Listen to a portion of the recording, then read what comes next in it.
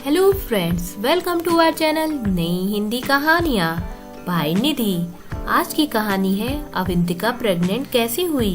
अगर कहानी आपको अच्छी लगे तो लाइक करें, शेयर करें और नई हिंदी कहानियाँ बाय निधि चैनल को सब्सक्राइब करें। प्रमिला जी अपने 2 बेटों के साथ पुरानी दिल्ली में रहती थी। उनके पति का कई साल पहले ही देहांत हो गया था। बड़ा बेटा अनिल एक प्राइवेट बैंक में काम करता था। उसका विवाह अवंतिका से 5 साल पहले हुआ था। दोनों का 3 साल का बेटा भी है और छोटा बेटा प्रणव भी एक मल्टीनेशनल कंपनी में काम करता है। अनिल अपनी माँ और भाई से बहुत प्यार करते थे। माँ और भाई के लिए कुछ भी करने के लिए हमेशा तैयार रहते।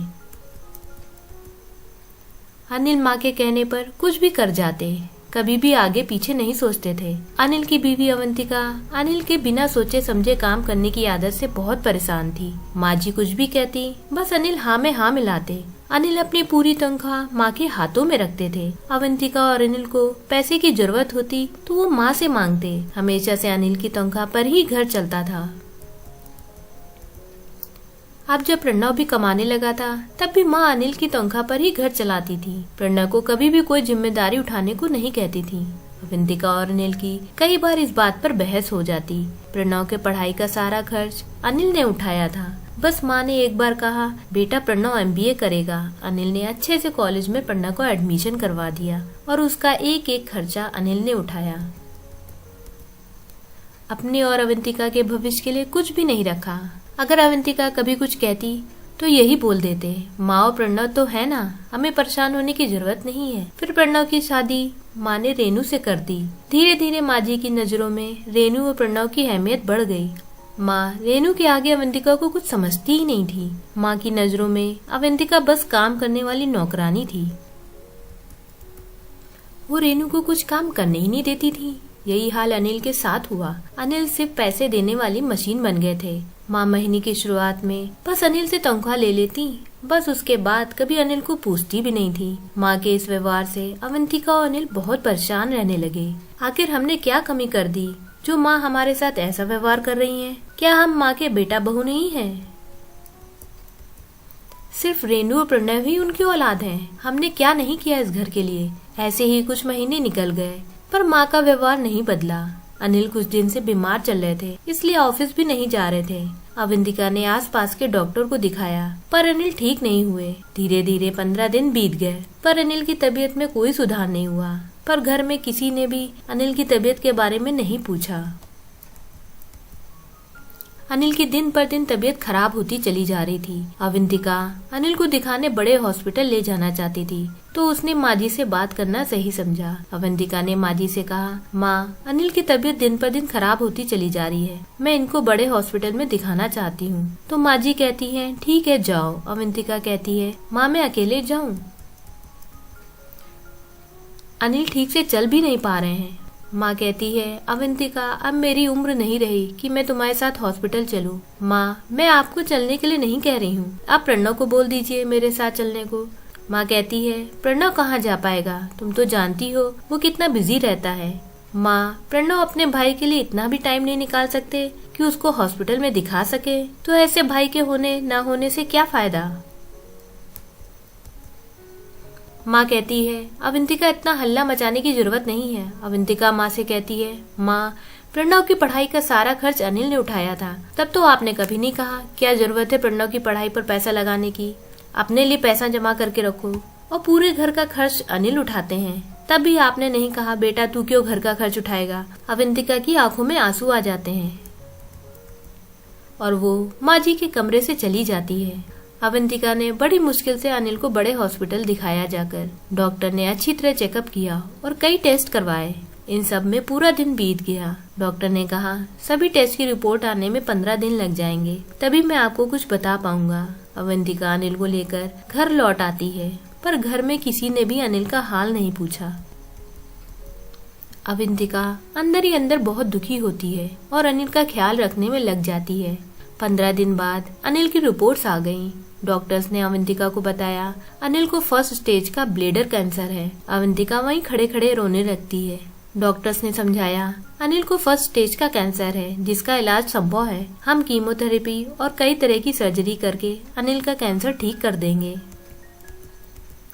पर इसमें काफी पैसा लगेगा और टाइम भी। अवंतिका घर आ जाती है और अनिल को सारी बात बताती है। अनिल कहते हैं, मेरे पास एक पैसा भी नहीं है, सब मैंने प्रणव की पढ़ाई और घर में लगा दिया। तुम्हें तो सब पता है। अवंतिका कहती है, कोई भी आपका हाल पूछने नहीं आया, न माँ जी और न प्रणव, किसी को आपकी नहीं पड़ी। मुझे तो लगता है माँ जी आपकी सौतेली माँ है, क्योंकि सगी माँ कभी ऐसा नहीं कर सकती है। अनिल अंदर ही अंदर टूट जाते हैं, क्योंकि उन्हें लगने लगा था अब माँ और प्रणव को उनकी कोई फिक्र नहीं है। अवंतिका समझ गई, अब न माँ जी और न प्रणव हमारी मदद करेंगे। अवंतिका ने चारों तरफ मदद मांगी, पर कोई भी उनकी मदद करने को तैयार नहीं हुआ। अवंतिका का किसी काम में मन नहीं लगता था। पूरे पूरे दिन वो बस यही सोचती रहती, आखिर अनिल के इलाज के लिए पैसे कहाँ से आएंगे। अवंतिका एक मिडिल क्लास फैमिली से थी। उसके घर वालों के भी पास इतने पैसे नहीं थे। थोड़ी बहुत मदद उसे जरूर मिली, पर उससे अनिल का इलाज संभव नहीं था। तभी हॉस्पिटल से अनिल के डॉक्टर का फोन आया। डॉक्टर ने मिलने के लिए बुलाया था। अवंतिका किसी तरह हिम्मत बांधकर हॉस्पिटल गई। डॉक्टर ने कहा, अनिल का ट्रीटमेंट शुरू करना है, नहीं तो कैंसर बढ़ जाएगा, तब हम कुछ भी नहीं कर पाएंगे। अवंतिका वहीं रोने लगी और डॉक्टर से कहती है, डॉक्टर साहब हमारे पास इतने पैसे नहीं हैं जो अनिल का इलाज करवा पाए। डॉक्टर साहब थोड़ी देर सोचते हैं और कहते हैं, एक तरीका है जिससे तुम्हारे पति का इलाज अच्छे से हो जाएगा। एक मेरे जानने वाले हैं, उनका नंबर मैं आपको देता हूँ। आपको उनका एक काम करना होगा। पर अवंतिका कहती है, क्या काम करना होगा, और मैं उन लोगों को जानती भी नहीं हूँ। उसकी आप चिंता मत करिए, मैं दोनों पति पत्नी को अच्छी तरह से जानता हूँ, वो मेरी फैमिली मेंबर्स की तरह हैं। डॉक्टर साहब अवंतिका को उनका नंबर और एड्रेस दे देते हैं। अवंतिका घर लौट आती है और सोचती है, आखिर ऐसा क्या काम करना होगा मुझे जिसके वो लोग मुझे इतने सारे पैसे देंगे। उसको बिल्कुल भी समझ नहीं आ रहा था, वो फोन करे कि ना करे। अवंतिका ने अनिल को भी ये बात नहीं बताई। अगर अनिल सुनेंगे तो परेशान हो जाएंगे कि मुझे पैसों के लिए दर दर भटकना पड़ रहा है। फिर मैंने सोचा फोन करती हूँ, काम नहीं समझ आएगा तो मना कर दूंगी। अवंतिका दूसरे दिन फोन करती है तो उधर किसी औरत ने फोन उठाया। मैंने उसको बताया, मैं अवंतिका बोल रही हूँ, मुझे डॉक्टर साहब ने आपका नंबर दिया। तो वो मिलने को बोलती है और कहती है, आमने सामने बैठकर बात करेंगे, तभी वो कुछ बता पाएगी। दूसरे दिन अवंतिका उनसे मिलने जाती है। उनका घर बिल्कुल हवेली जैसा था। घर नौकर चाकर से भरा हुआ था। नौकर ने आकर बोला, आप बैठिए, मैं मैडम को बुलाता हूँ। थोड़ी देर में मैडम और उनके हस्बैंड रीमा और अमित अवंतिका से मिलने आए। दोनों ने अनिल का हालचाल पूछा और कहा, अवंतिका हम बहुत सालों से माँ बाप बनने की कोशिश कर रहे हैं, पर सब डॉक्टर्स ने जवाब दे दिया है, इसलिए हम अपने बच्चे के लिए सरोगेट मदर ढूंढ रहे हैं। ऐसे तो हमें बहुत औरतें मिल रही हैं, पर हमें किसी अच्छे घर से अपने बच्चे के लिए सरोगेट मदर चाहिए। डॉक्टर साहब ने तुम्हारे बारे में बताया, हमें तुम पसंद हो, क्या तुम हमारे बच्चे की सरोगेट मदर बनोगी? हम तुम्हारे पति के इलाज में जितना खर्च होगा उठाएंगे, और जब तक तुम्हारे पति वापस जॉब ज्वाइन नहीं कर लेते तब तक घर खर्च का सारा पैसा देंगे, और भी तुम्हारी कोई जरूरत होगी हम पूरा कर देंगे। अवंतिका को जैसे शौक लग जाता है। अवंतिका ने कभी सोचा ही नहीं था उसे कभी सरोगेट मदर बनना पड़ेगा, पर अनिल के इलाज की मजबूरी की वजह से उसे सरोगेट मदर बनना स्वीकार किया। पर अवंतिका ने शर्त रखी, जब अनिल का इलाज शुरू हो जाएगा तभी सरोगेट मदर की प्रोसेस शुरू करेगी।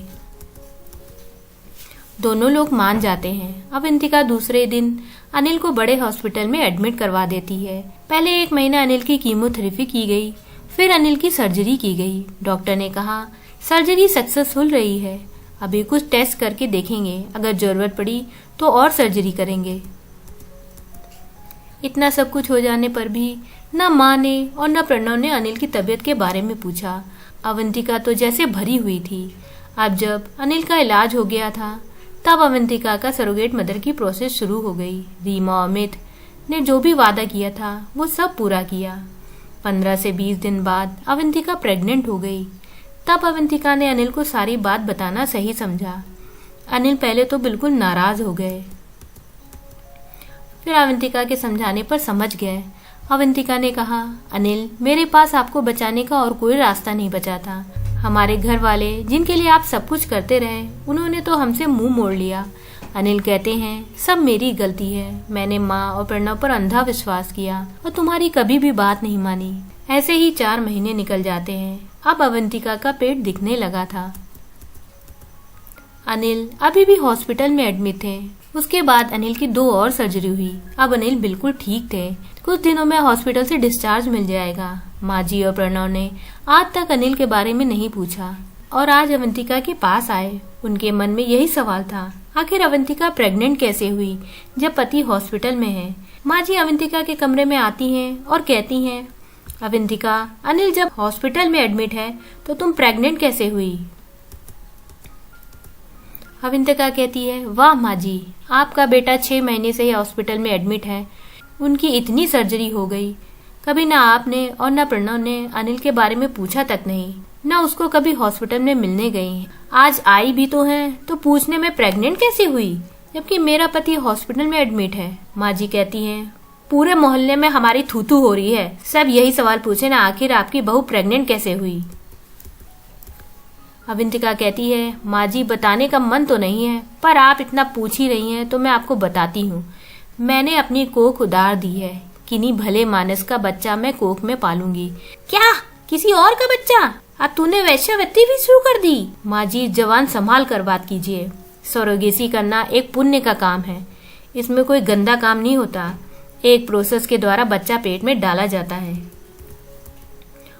पर मैं आप लोगों को ये सब क्यों बता रही हूँ? आपने हमेशा अनिल का फायदा उठाया। हमारे पास एक पैसा नहीं था अनिल के इलाज के लिए, जिसकी वजह से मुझे अपनी कोख उधार देनी पड़ी।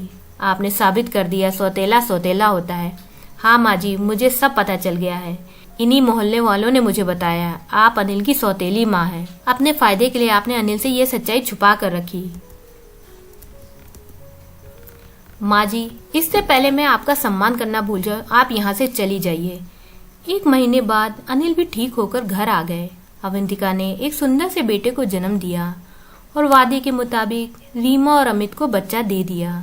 अनिल ने ठीक होकर फिर से ऑफिस ज्वाइन कर लिया। फ्रेंड्स, अगर कहानी आपको अच्छी लगी हो तो लाइक करें, शेयर करें और नई हिंदी कहानियाँ बाय निधि चैनल को सब्सक्राइब करें।